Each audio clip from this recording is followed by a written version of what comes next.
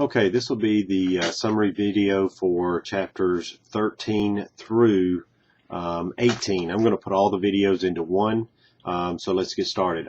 Chapter 13, we are now finished with the internal and external influencers and our lifestyles as far as the consumer behavior model is concerned. We're now moving to the far right-hand side of that model, which deals with the situations that we find ourselves in when making decisions and the decision-making process.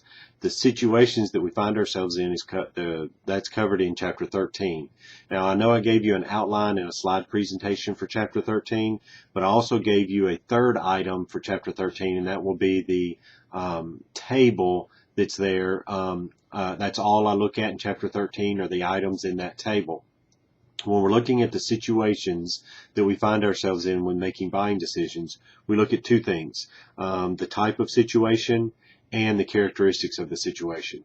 With the types of situation, there's the communication situation, like what situation are we in when the company is communicating with us through an advertisement or something like that. The purchase situation, when we're actually buying the product. The consumption situation, when we're actually using the product. And then the disposition situation. Disposition is just a fancy word for disposal. So then the disposal situation. Those situations each have certain characteristics. The physical characteristics, the social, the temporal. Temporal means time. The task and the antecedent situation. Antecedent simply means mood. So you can see how this 4x5 matrix is put together. And I give you examples of maybe a fast food purchase in that table. Chapter 13 is very simple and easy. Don't make it harder than it is. That's all that chapter 13 will entail, are the four types of situations and the characteristics that we find in those situations, the characteristics of those situations. All right, moving on to chapter 14. We're now going to be introduced to the decision-making process in chapter 14. Also in 14, we'll cover the first step in the decision-making process, which is problem recognition. So take a look at the figure 14.1 on page 491. Very important figure that illustrates the decision-making process. And notice that there's an arrow that goes a continuum that it covers. It actually gives you three different decision-making processes. And it goes from low purchase involvement to high purchase involvement. That's the continuum. And what I want to point out is that purchase involvement is not the same thing as product involvement. For example, purchase involvement would be something, if we're have high purchase involvement, that means that we're very involved in the purchase. We want to make the right decision. Usually a lot of money is involved in that sort of thing. Buying a house would have high purchase involvement. Low purchase involvement would be buying a stick of gum or buying a soft drink. We probably buy out of habit. We're not putting a lot of time and effort into that. Product involvement is something totally different. Product involvement is how involved are we in the product itself. We may be very involved in a product like cars. We're a car enthusiast. We know all about cars and that kind of thing. We're not even in the market for a car, so purchase involvement's not even discussed here or pertains to the situation. It's more a product involvement. We're highly involved in the product. Some of you don't like cars, so you would have very low product involvement when it comes to automobiles. So there is a difference between purchase involvement and product involvement. With that figure 14.1 on page 491, that looks at purchase involvement.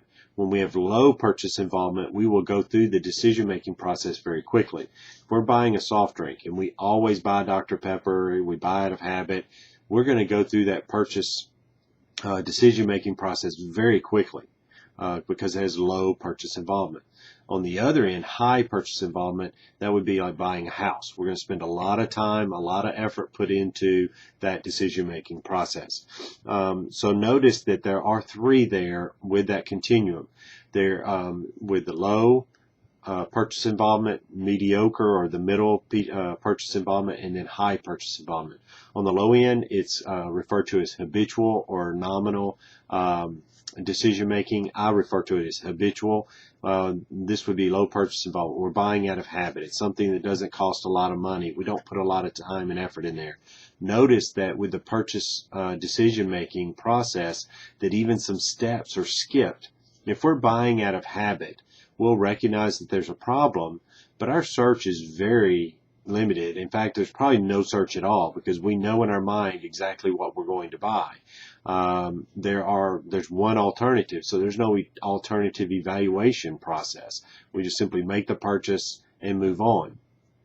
On the other extreme, with high purchase involvement, that would be what we refer to as extended decision making. Extended decision making gets its name because as we move through this process, we recognize that there's a problem.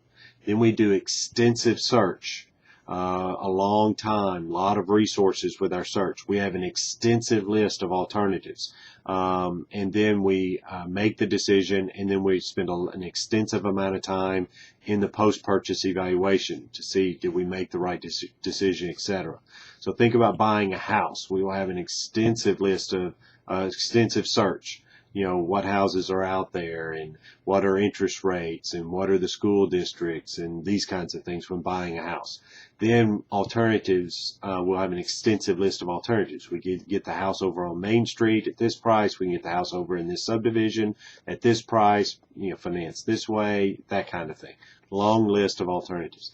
Then we make our purchase, and then we evaluate that purchase over an extensive period of time, you know, even years later. You know, we think, did we buy the right house? You know, this street seems busier than we thought, and the kids might be in danger. We should have bought that house over on this street, or that kind of thing. We tend to be in that process, that evaluation, post-purchase evaluation, a good while. So those are the two extremes: low purchase involvement, high purchase involvement. Not all of our purchases fit those. Most of our purchases fit in the middle.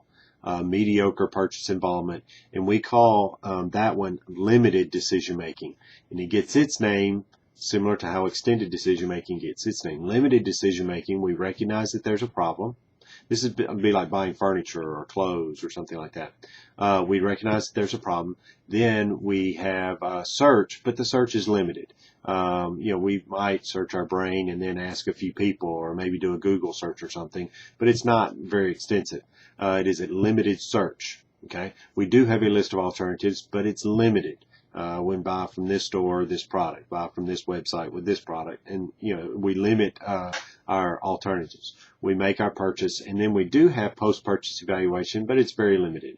There's not much there. Okay, so that is the decision-making process. Notice that we will now cover each one of those steps. The first step is problem recognition. That finishes out chapter 14. Chapter 15 deals with search. Chapter 16 deals with alternatives. Chapter 17 deals with the purchase itself, and chapter 18 will deal with the post-purchase process. So this lays out most of the final exam, or exam 4. Okay. With the rest of chapter 14, problem recognition, notice that with the definition, I do want to point out that the definition of a problem or problem recognition is that we see that there is a difference between our desired state and our actual state. The difference is our actual state is we're thirsty. Our desired state is not to be thirsty. So there's a problem. We're thirsty. Our actual state is we have a two-door, two-seater sports car.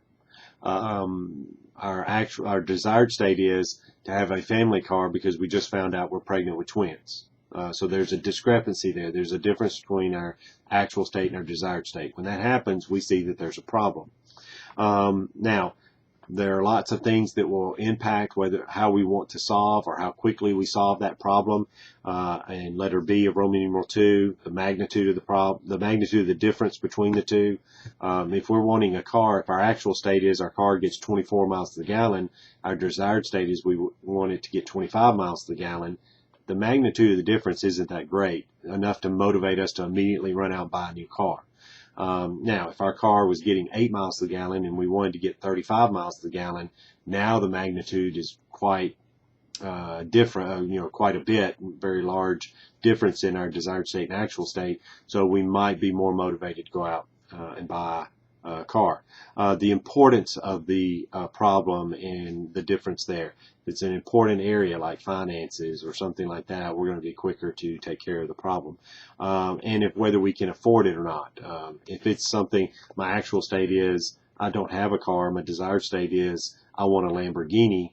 Well, that's true. The magnitude's great, and transportation's important, but the affordability, I can't afford a Lamborghini. I'm not going to rush out and buy one, kind of thing.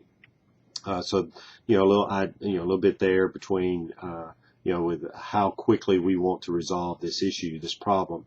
As far as the rest of the chapter, there are some things there about active problems and inactive problems. Active problems are the ones that we're actively seeking out to solve and that kind of thing. We know about them. Whereas inactive problems, the manufacturer or the companies in their promotions might try to turn inactive problems into active problems. I didn't know I needed to get my oil changed in 20 minutes or less for $25. Kind of thing. Where they turn that into an active problem. That kind of thing.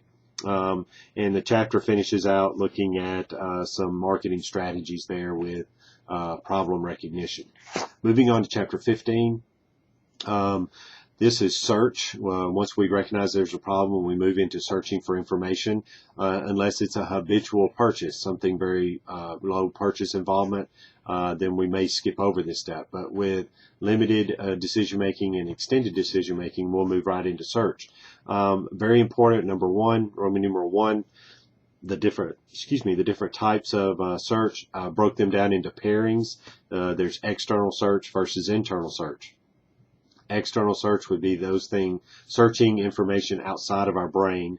Internal search is when the consumer searches their own brain for information. Ongoing search versus pre-purchase search. Ongoing search is search for information that you'll have high product involvement. You're continually gathering information. You see a program that's going to be coming on TV dealing with sports cars. You're a car enthusiast. Oh, I want to watch that show. That's ongoing search. We're constantly looking at information in this product category. Pre-purchase search would be when we search for information just right before the purchase, like buying a set of tires. We get a blowout, or they say that our tires need to be changed out. The mechanic does, and so we do a quick search of where can I get, what kind of tires do I need, where can I get them quickly, and then once you make your purchase, you're done.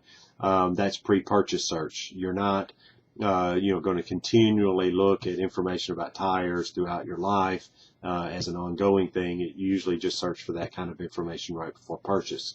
Insurance a lot of times is that way as well. And then there's active versus passive search. Active search is kind of like the sports car example or automotive enthusiast. We actively seek out that information. I'll watch that program to get information about cars and brands and things like that. I'll look at car magazines to get information. That's active search. Passive search is if I'm flipping through a magazine at the dentist office and it's, just some magazine I picked up, and all of a sudden there's an ad for a car, and I see that. I didn't go to that dentist office and pick up that particular magazine just to see that ad. I came across it passively. It just was in my daily routine. I happened to come across that. So the difference between active versus passive search. A lot of times, billboard advertising is passive search. We don't necessarily find people who drive down a particular road to see that particular billboard. Usually we see billboards because they're on the way to something or on a road where we're headed to something else. That's passive search. The kinds of information sought, what are we searching for? Why does this search take place? Well, that gets into the definition that I gave you and referred you to earlier in the course. Now appears here is that definition of evoked set. We search for brands that we are interested in solving our problem. And so those brands that we will look at to help us solve our problem is our evoked set. Those are brands we can recall out of our internal search, through our memory. That's our evoke set. We're familiar with those brands. We know a little bit about them. We'll consider them when making the purchase. Then there is the inert set. Notice that that has an R in it. That R for me stands for regular, just the way for me to keep it straight in my head. The inert set is like the backup set brands. If I cannot find the brands in my evoke set, or they're priced too high, or there's something wrong with the brands that I was considering, my backup plan will be my inert set. These are brands that I wouldn't consider first, but I will consider buying them if my first choices aren't available. And then there's the inept set. The inept set, if you understand the term of inept, means not capable. The inept set are those that you will not buy. These are brands that, if I see that brand, this is a set of brands that if it's the only one available, I'm not buying it. I'll do without before I'll buy that brand. Inept set are the brands that we want to avoid. There are lots of sources that we search. Like I said, internal search, that would be our own memory, would be a source. External, everything else is pretty much external. External sources would be things like the internet, friends and family, independent sources, advertisements. We can search advertisements for information. Lots of things there. How much search do we do? Well, the number one determinant of how much search we'll do will be a cost benefit, kind of weighing out of the cost benefit. If I'm standing in line at Winn-Dixie and I see that they have candy bars for 89 cents, and I look at that and go, wow, I think Walmart might have it for 79 cents. I could save a dime. I weigh out very quickly in my brain, is it worth my time to get out of line, go all the way down to Walmart, make sure they have it for 79 cents, buy that there, then come back to Winn-Dixie to make my purchases at Winn-Dixie. It might be worth my time and effort just to pay the 10 cents more, and I'll just buy this product here. That's weighing out cost versus benefit. That's probably the number one determinant of how much search we do. I'm not going to spend the time to go to Walmart, that gas, that cost of going and finding if Walmart's cheaper than Winn-Dixie on a candy bar, it's not worth it. I weighed out the benefits versus the costs on that. There are other things that will influence our how much search we do. I put together a little graph here that I think represents like our knowledge. How much knowledge do we have as far as how that impacts the search that we have. I put together a little graph here. This is the amount of search: high, low search, knowledge, little knowledge, a lot of knowledge. And what ends up happening is if we have no knowledge, we don't search because we don't even know what to search for. It's kind of like your grandparents looking for a computer on their own. I don't know what to search for. What do I ask about? They're ashamed that they don't know. So we don't search any. We just take whatever somebody tells us to buy. Then the same is true if we have a lot of knowledge. We don't search much. Notice it's low on search across here. Because we already know everything. What are we searching for? We have a lot of knowledge. We probably have product involvement, high product involvement. We have a lot of knowledge of the product. So there's not much search needed if we have high knowledge. The most search, the top of the curve here, okay, is when we have mediocre knowledge. We have enough knowledge to know the right questions to ask and what the criteria that we should be looking for, how to make a good decision. And so we search for that information, but we don't have complete information. So we're trying to complete the information to help us make a decision. So it's kind of a bell curve there as far as the amount of knowledge, how it influences our search. The last thing here that we'll look at is how companies use search.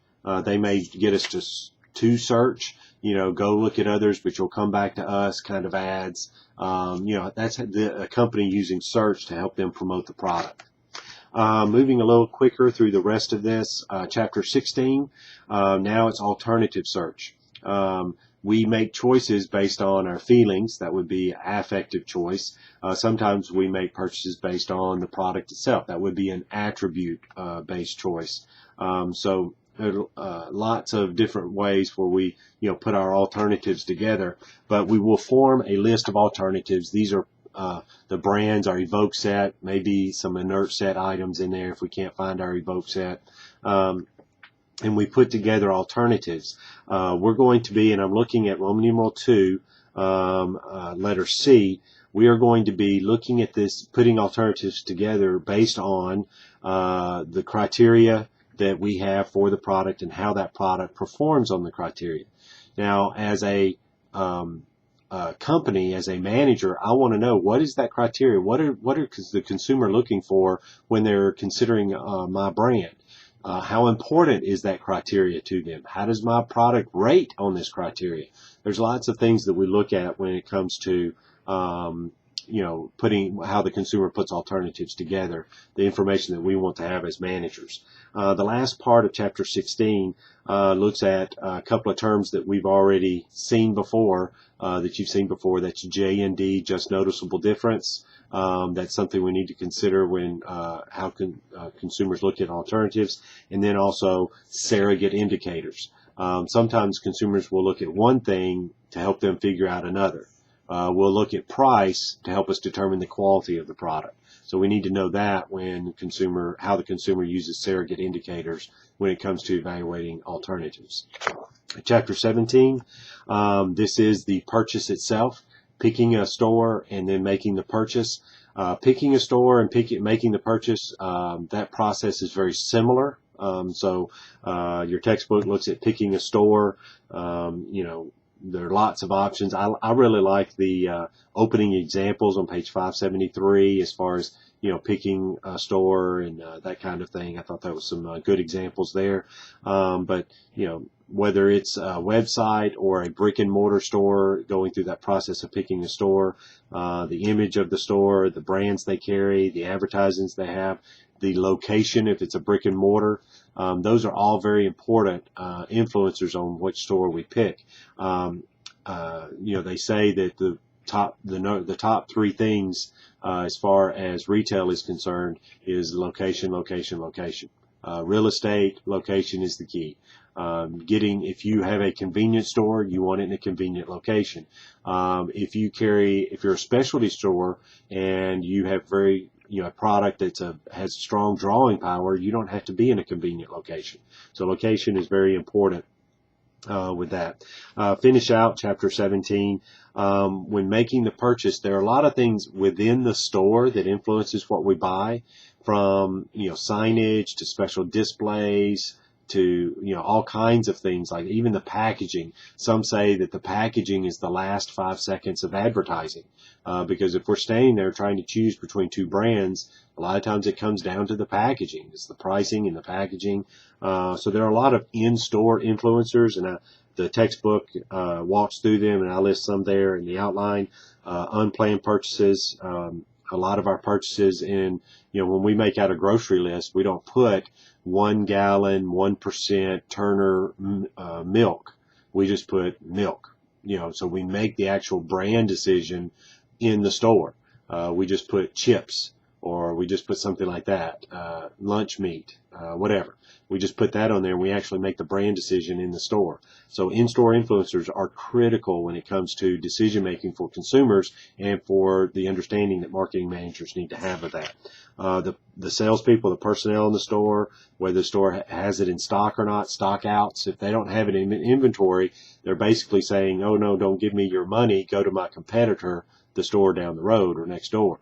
Stockouts are the cardinal sin of retailing. The way the store is laid out, grocery stores typically are laid out in a grid pattern. That's there to make sure they can maximize shelf space and get as many products out on the shelf as possible. But they do lay out the different ways as far as putting the milk and the meat in the back of the store. Those are staple items that we buy frequently, and so we have to walk past all these other products to get to those in the back. There is a thought process in the way stores are laid out. And then the purchase itself, are we going to pay with credit? We're going to pay with cash? Are we going to put in an installment plan? Are we going to lease the product? Businesses lease far more than final consumers do. and knowing that if we have business customers or final consumers in the purchase itself. And then the last thing in chapter 18 will be the post-purchase process. Now, the post-purchase process, post meaning after purchase, after the purchase process. It's listed in figure 18.1 on page 612. The process is listed there, and we're going to walk through that item by item. The first thing that happens is post-purchase dissonance. Post meaning after the purchase, dissonance. Dissonance is a fancy word for doubt. Do we doubt the purchase we just made? Sometimes we'll sit there maybe in a high purchase involvement, buying a house or a car. After you buy a car, you happen to see a lot of those on the road. It's because we're going through this post-purchase evaluation, and so we're more attuned to that particular purchase. And it's like, I thought I was buying a unique car. Now I'm seeing a lot of them on the road. We start to doubt our purchase. Companies want us not to have dissonance after the purchase, and so they'll do things like 30-day return policy, no questions asked, and things like that. They're trying to reduce our post-purchase dissonance. We also want to know what happens with how the product is used, or if it's not used. How do they use the product? We need to see how it's used so we can come up with better products, or to prevent liability lawsuits. Us getting sued for the misuse of the product. There's a discussion of that, and companies, and the companies have to consider any foreseeable use of their product. It's the burden is on the company as far as thinking about how some idiot might use their product. Any foreseeable use. That's why we see all the tags and warning labels on products, because someone actually did that. And you think that's silly for them to put that label on there, that warning tag, but somebody actually did that, or might consider doing that, like using a blow dryer while in bed, or while taking a shower, or in water. Someone actually did that and got killed or hurt and sued, and the company. So they're liability lawsuits. We want to see how the product is used. We also want to know non-use. Why didn't they use it? Why did they delay using it, or did they give it away, or whatever kind of thing. The next step in the post-purchase process is disposition. Disposition simply means disposal. We talked about that way back in chapter 13. Disposition is a fancy word for disposal. Not only how did the consumer dispose of the unused portion of the product, but also how is the packaging disposed of? Did they use the product immediately? If they did they use all of it immediately? Did they use the entire amount of the product? Did they give it away? Did they share it? Did they give it as a gift?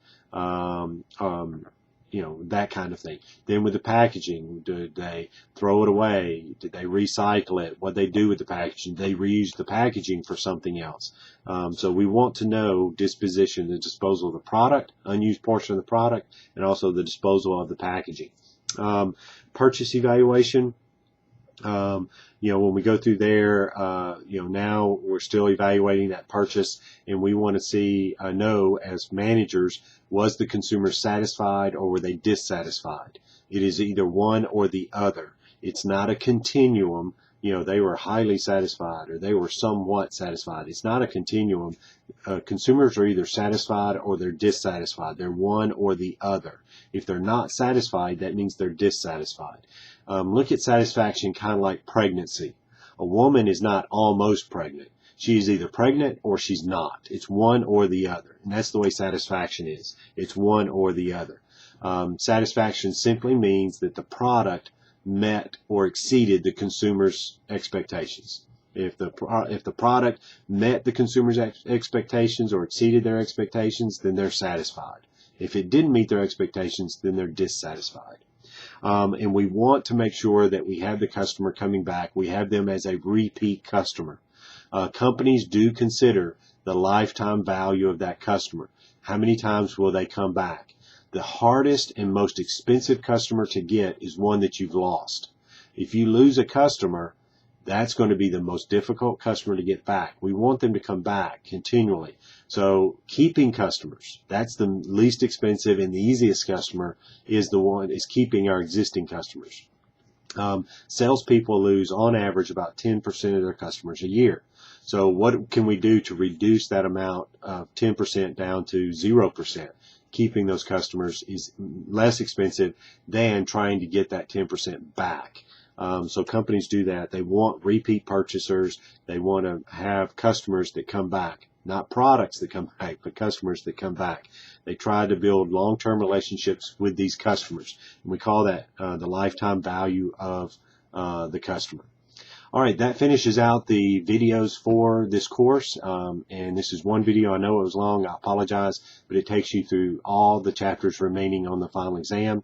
Also on the final exam, it will be very similar to the other two exams, where there will be 11 questions. You answer 10 of them. One of the questions will be comprehensive, so it will be something that you've seen all semester long. The other 10 will cover chapters 13 through 18. So it is a comprehensive final, but the majority of the exam, over 90% of the exam, will cover chapters 13 through 18.